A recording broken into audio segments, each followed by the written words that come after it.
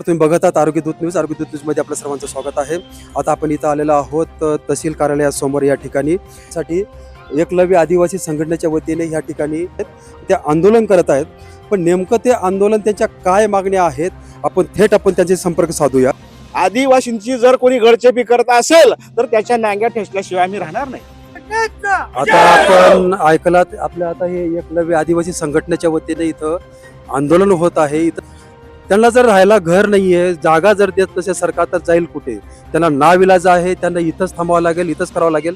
आणि जे शासन असेल हे आदिवासी हे लोक तुम्ही आता ह्या ठिकाणी बघू शकता त्यांची परिस्थिती काय असते. ह्यांना लिहिता येत नाही, वाचता येत नाही. एक तुम्हाला त्यांची परिस्थिती दाखवतो, 1 मिनिट तुम्हाला बघा. तुम्ही ह्या लोकांना लिहिता येणार नाहीये, वाचता येणार नाहीये, यांना शिक्षणाचा काही अभाव नसतो. त्यांचे पहिलं घर बसलं पाहिजे, ह्यांचे संसार बसले पाहिजे आणि ह्यांच्या मुलाचं शिक्षण झालं पाहिजे.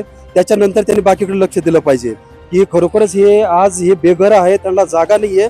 जर जागा नसेल तर यांच्या नावावर करून दिलं पाहिजे आणि याला कुठेतरी स्थानिक केलं पाहिजे गव्हर्नमेंटने. धन्यवाद.